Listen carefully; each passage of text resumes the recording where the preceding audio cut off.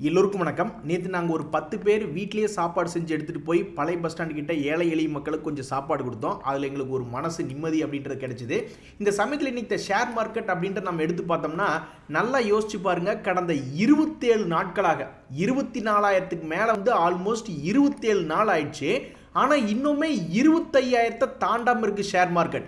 இந்த சமயத்தில் ஸ்மார்ட் மணி கான்செப்ட் ரொம்பவுமே யோசிச்சு ஷேர் மார்க்கெட்டில் பணம் போடுறவங்க என்ன பண்ணுவாங்க அப்படின்னு பார்த்தீங்கன்னா, ஒன்றா அவன் கொஞ்சம் கீழே இறங்கட்டும், ஒரு 1000 பாயிண்ட் இறங்கட்டும், ஒரு 23,000 அல்லது ஒரு 23,500 வரட்டும்.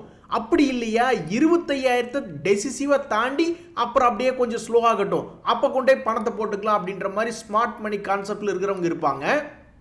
இது நிஃப்டி 50 இண்டெக்ஸை பொறுத்த வரைக்கும் அவங்க எடுக்கக்கூடிய முடிவாக இருக்கும். இதுவே இண்டிவிஜுவல் ஸ்டாக் ஸ்பெசிஃபிக் அப்படின்ற மாதிரி பார்த்தீங்கன்னா, எந்த ஸ்டாக்ஸ் எல்லாம் ஒரு 200 days மூவிங் ஆவரேஜ் பக்கத்தில் இருக்குது, அல்லது மீன் ரிவர்ஷன் படி அதை விட இன்னும் கொஞ்சம் கீழே ஒரு சீப்பான வேல்யூ பையில் இருக்குது அப்படின்ற மாதிரி பார்த்து இன்வெஸ்ட்மெண்ட் பண்ணுவாங்க. ஸோ நீங்கள் அந்த மாதிரி ஸ்மார்ட் மணி கான்செப்டில் இருக்கக்கூடிய ஆளுகளாக இருந்தால் பெரும்பாலும் இண்டெக்ஸை பொறுத்த வரைக்கும் இந்த இடத்துல போகிறது கொஞ்சம் தவிர்க்கப்படுவாங்க. பட் எஸ்ஐபி இன்வெஸ்ட்மெண்ட்டுக்கு இது போன்ற தடை கிடையாது. அவங்கெல்லாம் பெருசாக லாரியில் ஒரு லம்சமாக இன்வெஸ்ட்மெண்ட் பண்ணணும்னு யோசிப்பாங்க. அந்த மாதிரி லம்சமாக இன்வெஸ்ட்மெண்ட் பண்ணுறதுக்கு இது ஒரு அருமையான இடமா அப்படின்ற மாதிரிலாம் அவங்க யோசிச்சு பார்க்கல. ஸ்மார்ட் மணி கான்செப்டில் ஒன்றா இங்கிருந்து ஒரு 1000 அல்லது 1500 பாயிண்ட் இறங்கினா தான் ஒரு நல்ல ரேட்டாக தெரியுது. இல்லைன்னா கடைசிக்கு 25,000 தாண்டணும். ரெண்டுமே தாண்டாமல் குத்த வச்சு உட்காந்துருக்கிற மாதிரி பார்த்தீங்களா, அதே மாதிரி ஒரு மாதிரி உட்கார்ந்த மாதிரியே இருக்குது.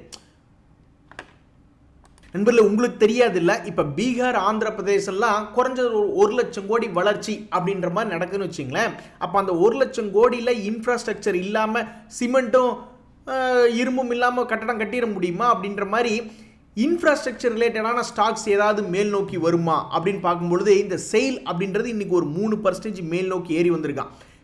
இந்த வருஷம் ஸ்டார்டிங்லேருந்து இப்போ வரைக்கும் 17% மேல் நோக்கி ஏறி வந்திருக்கான். டாடா ஸ்டீலுமே இன்றைக்கி 1% மேலே ஏறி இருக்குது. இப்போ இந்த வருஷம் ஸ்டார்டிங்லேருந்து பார்த்தா இதுவும் 15% ஏறி வந்திருக்கு. இந்த சமயத்தில் இந்த செயில் டாடா ஸ்டீல் போன்ற கம்பெனிகளுக்கெல்லாம் என்ன ஒரு அட்வான்டேஜ் பாயிண்ட்னா, 10 ரூபா இறங்கினா மறுபடியும் ஏற வேண்டியது, இல்லைன்னா 20 ரூபா இறங்கினா மறுபடியும் ஏற வேண்டியது, 40 ரூபா இறங்கினா மறுபடியும் 40 ரூபா ஏற வேண்டியது. ஏன்னா இந்த ஷேர் வேலையே 150 ரூபா 200 ரூபாய்க்குள்ளே தான் இருக்குது. அதனால் இப்போ இந்த மாதிரி 10 ரூபாய்க்கு 20 ரூபாய்க்கும் ஆடிட்டு இருக்கிற ஷேருக்கு தான் இந்த ரெண்டும். இவனுங்க எல்லாம் மேல் நோக்கி ஏறி வந்துச்சுன்னா ரொம்ப சந்தோஷம் தான். அதே மாதிரி இந்த UltraTech cement, JK Lakshmi cement, இது போன்ற ஷேர்கள் இன்னைக்கு ஃபோக்கஸில் வந்திருக்கு. காரணம் இந்த மாதிரி பீகார் அண்ட் ஆந்திர பிரதேசில் ஒரு மாதிரி இன்ஃப்ராஸ்ட்ரக்சர் டெவலப்மெண்ட் ஆச்சுனாக்கா நம்மளுக்கு சந்தோஷமே அப்படின்ட்டு. இது இந்த வருஷம் ஸ்டார்டிங்லேருந்து பார்த்தீங்கன்னா 5% இறங்கி தான் இருக்குது. கடந்த 5 வருஷத்தில் இருக்கிறதுலே ஹையஸ்ட் ரேட் என்ன அப்படின்னு பார்த்தோம்னா ஆல்மோஸ்ட் 1000. ஸோ இங்கிருந்து இன்னொரு 150 ரூபா பக்கம் ஏறி வந்தால் இந்த ஷேர் வச்சுருக்கிறவங்களுக்கு ஒரு சந்தோஷம் வந்து சேரும். நண்பர்களே, ஷேர் மார்க்கெட்டில் ராத்திரியோட ராத்திரியாக ஏதாவது ஒரு ஷேரில் டிமாண்ட் அப்படின்றது வந்துடும். சில ஷேரில் சப்ளை எங்களுக்கு வேண்டாம் இந்தா வச்சுக்கங்க அப்படின்ற மாதிரி விற்கிற ஆளுகள் சேர்ந்துருவாங்க. அந்த வகையில் பார்த்தீங்கன்னா இன்றைக்கி இந்த கல்யாண் ஜுவல்லரி ஷேர் வச்சுருக்கிறவங்களுக்கு சந்தோஷம் வரும். விடிஞ்செந்திரிச்சு அவங்களுக்கு நரிமுகத்தில் முடிஞ்ச மாதிரி காலையிலேயே 620 ரூபாயில் ட்ரேட் ஆகிட்டு இருந்தால் இப்போ கூட 5% பாசிட்டிவில் ட்ரேட் ஆகிட்டு இருக்கான். இன்னைக்கு ஷேர் மார்க்கெட்டில் பஜாஜ் ஃபைனான்ஸாக பல பேர்த்துக்கு மனசு ரொம்ப வேதனையாக இறங்கியிருக்கு. 2.5% இறங்கியிருக்கு. குறைவான நாட்களில் சம்பாரிச்சு கொடுக்குற மாதிரி ஏதாவது ஒரு நியூ லிஸ்டிங்கோ அல்லது ஏதாவது வந்திருக்கா அப்படின்ற மாதிரி பார்த்தீங்கன்னா, இந்த சான்ஸ்டார் ஐபிஓ அப்படின்றது நேத்தோட முடிஞ்சிருச்சு.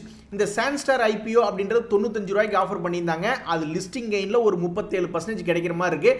யாருக்கெல்லாம் அலாட்மெண்ட் ஆகுதோ எனக்கு தெரிஞ்சு அது லக்காக அமையக்கூடிய வாய்ப்பாக தான் தற்சமயத்துக்கு கிரே மார்க்கெட் ப்ரீமியம் கிடைக்குது. நாளைக்கு இதை லிஸ்ட்டு விட்டு எடுத்துட வேண்டியதான். இந்த சமயத்தில் இந்த CDSL, KDTL, sport king, Tata consumer ரிலேட்டடான டேட்ஸ் எல்லாம் இதில் லிஸ்ட் பண்ணியிருக்கேன். இதெல்லாம் ஏற்கனவே பார்த்துட்டதுனால சும்மா நீங்கள் பாஸ் பண்ணி யாருக்காவது தேவைன்னா அந்த டேட்ஸை பார்த்துக்குங்க. அந்தவா கருணையை காட்டிட்டு அப்படின்ற மாதிரி நேற்று என்னுடைய மியூச்சுவல் ஃபண்டில் கொஞ்சம் கூட மேலேயோ கீழேயோ ஏறி இறங்கல, ஒரு மாதிரி ஸ்டேபிளாக நின்றுச்சு. இந்த சமயத்தில் நியூ ஃபண்ட் ஆஃபர்கள் என்னென்ன வந்திருக்கு அப்படின்ற மாதிரி நான் பார்த்துக்கிட்டு இருந்தேன். ஸோ அந்த நியூ ஃபண்ட் ஆஃபர்களில் இன்னைக்கு என்ன லாஸ்ட் டேட் அப்படின்னு பார்த்துட்டு இருக்கீங்களா, கோட்டக் பிஎஸ்சியினுடைய பிஎஸ்சி இண்டெக்ஸ் ஃபண்ட் இன்னைக்கு த லாஸ்ட் டேட்டாக இருக்குது. நானும் ஆசைப்படுறேன் இந்த நியூ ஃபண்ட் ஆஃபரில் ஏதாவது ஒரு 5000-10,000 ஒரு மாதம் போட்டுட்டு வரணும். அப்போ அது ஒரு 10 மாதம் கழிச்சு ஏதாவது லாபம் வந்தால் விற்றுட்டு அடுத்த நியூ ஃபண்ட் ஆஃபர் வாங்கணும் அப்படின்ற மாதிரி தான் நானும் யோசிச்சுட்டு இருக்கேன். பட் அதுக்கு இன்னும் ஃபண்ட் என்னால் அலோகேட் பண்ண முடியல. என்னை ஆசீர்வதியுங்கள், கூடிய சீக்கிரம் ஒரு 5000-10,000 இந்த என்எஃப்ஓலாம் போடுற மாதிரி வரணும். சில கார்பரேட் ஆக்ஷன்ஸ் எல்லாம் அடிச்சு விட்டுருக்கேன். ஏன்னா அதில் பெருசாக பெனிஃபிட் இல்லை. பட் இருந்தாலும் அது யாராவது மைண்டில் ரிமைண்டர் பண்ணணும் அப்படின்னா அந்த பேர் இருக்கட்டுமே அப்படின்ற மாதிரி போட்டு விட்டேன். நண்பர்களே, ஒரு சந்தோஷமான செய்தி. இந்த வேதாந்தா அப்படின்ற ஷேரும் சரி, ஆர்இசி அப்படின்ற ஷேரும் சரி, நல்லா டிவிடெண்ட் கொடுக்கக்கூடிய கம்பெனிகள். இவங்க 2 பேருமே என்ன சொல்கிறாங்க அப்படின்னா அவங்களுடைய போர்ட் மீட்டிங் 26 ஜூலை 1 27 ஜூலை 1 நடக்குது. எதுக்கு? டிவிடெண்ட் சம்பந்தப்பட்ட அறிவிப்புகள் தர்றக்கு அப்படின்றக்காக. இப்போ தற்சமயத்துக்கு பார்த்தீங்கன்னா REC ஒரு வருஷத்துக்கு 2.62% வட்டி கொடுத்துக்கிட்டு இருக்காங்க. அந்த காலத்துல எல்லாம் அதிகம்தான். அப்போ அவன்லாம் இவன் என்ன ரேட் இருந்தான்? ஆல்மோஸ்ட் போன வருஷம் கூட 170 ரூபா தாங்க இருந்துட்டு இருந்தான். இப்போ 600 ரூபாயில் இருக்கான். அதனால உங்களுக்கு வந்து டிவிடெண்ட் ஈல்டு அப்படின்றது கம்மியாக போகுது. அதே மாதிரி வேதாந்தா அப்படின்றது பார்க்கும்போது இப்போ கூட 6.8% அப்படின்ற டிவிடெண்ட் கொடுத்துட்டு இருக்காங்க. ஸோ ரெண்டுமே டிவிடெண்ட் ஜாம்பவான்கள் டிவிடெண்ட் கொடுக்க போகிறாங்க அப்படின்றது அறிவிச்சிருக்காங்க. அதை பற்றின டீட்டெயில்ஸ் வந்து 26 ஜூலையும் 27 ஜூலையும் வரும். அடப்பாவி பழம் நழுவி டிச்சுக்குள்ள விழுந்துருச்சு நண்பர்களே. அதாவது இந்த டாக்டர் ரெட்டி அப்படின்றதுல ஒரு அருமையான விஷயம் வருது. அந்த அருமையான விஷயம் வந்தோடனே உடனே நான் ஓடி போய் பார்த்தேன், இந்த டாக்டர் ரெட்டி இது எங்காவது ஒரு குறிப்பிட்ட சப்போர்ட்ல இருக்கானா அப்படின்ட்டு. ஆனால் சப்போர்ட்ல இல்லை, அவன் கொஞ்சம் மேல் நோக்கி பிரேக் அவுட் ஆகி ரொம்பவுமே விலை கொஞ்சம் அதிகமாக இருக்கான். இருந்தாலும் மொமெண்டம்ல இருக்கான். அதே மாதிரி இந்த ஷேர் வந்து ஏதாவது ஒரு கம்மியான ரேட்டில் ட்ரேட் ஆகிட்டு இருக்கு அப்படின்னு பார்த்தா 6832 ரூபா. என்ன விஷயம்னா நண்பர்களே, இந்த கம்பெனியில் ஸ்பிளிட் அப்படின்றது அனௌன்ஸ்மெண்ட் பண்ணுறதுக்காக அவங்களுடைய போர்ட் மீட்டிங் கூடுது அப்படின்ற மாதிரி ஒரு நியூஸ் வருது. ஆனால் எப்பேற்பட்ட கம்பெனி, எப்பேற்பட்ட நியூஸ். இவன் எங்காவது சப்போர்ட்ல இருந்தா போய் தைரியமா கொஞ்சம் சீப்பான ரேட்ல இருந்தா தைரியமா இன்வெஸ்ட்மெண்ட் பண்றதுக்கு ஒரு ஆப்பர்ச்சுனிட்டி. ஆனா அந்த ஆப்பர்ச்சுனிட்டி இப்போ வந்து நிறைய பேருக்கு இல்லாம போச்சு. ஏன்னா அவங்க மனசுல ஒரு நெருடல் இருக்கும். ஏன்னா இது பிரைஸும் ரொம்ப பெருசா இருக்கு, சப்போர்ட்லயும் இல்லையே அப்படின்ற மாதிரி பணம் கம்மியா இருக்கக்கூடிய சாமியார்கள் என்ன பண்ண முடியும்? பேசாம சரி போயிட்டு போதுன்னு விட்டுட்டு போக வேண்டியது அந்த நியூஸை பார்த்துட்டு. பட் இருந்தாலும் இன்னைக்கு இது ஒரு பிரேக்கிங் நியூஸ் தான் நண்பர்களே. ஷேர் மார்க்கெட்டில் நீங்கள் ஒரு பாலிசி எடுத்துக்கிட்டிங்கன்னா அதை மீறவே கூடாது. அதாவது போரோசில் ரெனியூவபிள்ஸ்னு ஒரு ஷேர். டெக்னிக்கலாக பார்க்குறதுக்கு இவன்லாம் நல்லாவே தெரியுது. இவன்லாம் இங்கிருந்து சப்போர்ட் எடுத்தால் மேல் நோக்கி ஏறக்கு ப்ராபபிலிட்டி ரொம்ப அதிகம். ஸோ 450 ரூபா ரேஞ்சிலேருந்து இன்றைக்கி ஒரு ஷேருக்கு ஆல்மோஸ்ட் 3 நாளில் ஏறி வந்துட்டான். பட்ஜெட் சமயத்தில் ஏதாவது ரெனியூவபிள் எனர்ஜி பற்றி பேசினாங்கன்னா இவனும் மேல் நோக்கி வருவான் அப்படின்ற மாதிரி எல்லாருமே கெஸ் பண்ணாலும் உங்ககிட்ட ஒரு பாலிசி இருக்குது. எந்த ஒரு ஷேராக இருந்தாலும் லாஸ் மேக்கிங் ஷேராக இருந்தால் எடுக்கக்கூடாது அப்படின்ற மாதிரி நீங்கள் நினச்சிருந்தீங்கன்னு வச்சிங்களேன். கடந்த 2 குவார்ட்டர்களாக இது லாஸ் மேக்கிங் கம்பெனியாக இருக்குது. அப்போ கொண்ட கொள்கைக்கு மாறாக என்னை பொறுத்த வரைக்கும் என்றைக்கு ஷேர் மார்க்கெட்டில் எடுக்கக்கூடாது. ஸோ கண்ணுக்கு நல்லாக தெரிஞ்சாலும் என்றைக்குமே நம்மளுக்கு ஃபண்டமெண்டலும் வேணும், டெக்னிக்கலும் வேணும். அதை விட்டுவிட்டு ஒன்றை மட்டும் பார்த்துக்கிட்டு இன்னொன்று பார்க்காம போகக்கூடாது அப்படின்றது என்னுடைய கருத்து. ஸோ நீங்கள் ஷேர் மார்க்கெட்டில் நல்ல ஷேர்கள் தான் வாங்கணும். அதுக்குன்னு நீங்கள் சில அதாவது வின்னிங் ஃபார்முலான்னு இருக்குது. growth கம்பெனியா அப்போ நீங்கள் வந்து ஒன்றுமே பண்ண வேண்டாம். Return on capital employed, return on equity அப்படின்றத உலகத்தில் எல்லாருமே என்ன பண்ணுறாங்க, இதெல்லாம் வந்து ஒரு 20% மேலே வருஷமான growth இருக்கா அப்படின்ற மாதிரி செக் பண்ணி எடுக்கிறான்னு வச்சிங்களேன். அது நல்லா மேல் நோக்கி growth ஆகக்கூடிய கம்பெனியாக இருக்குது.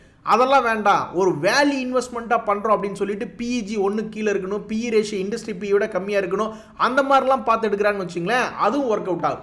ஸோ அப்போ நீங்கள் ஒரு கொண்ட கொள்கைன்னு ஒன்று வச்சுக்கிட்டு அதுக்கு மாற்றி எடுக்கவே கூடாது.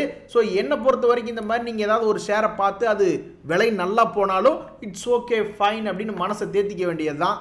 இங்கே பார்த்தீங்களா இந்த கொஸ்கார்ப் அப்படின்ற ஷேர் இவன்லாம் சமீபத்தில் சப்போர்ட் எடுத்தார். 2023 339 ரூபா எடுத்தவன் இப்போ பணத்தை டபுள் பண்ணி விட்டான். இது போன்ற ஷேர்கள் ஓகே லாபகரமாக இருக்குது அப்படின்ற சமயத்தில் சப்போர்ட் எடுத்து மேல் நோக்கி வரும்பொழுது மனசுக்கு சந்தோஷத்தை கொடுக்கும்.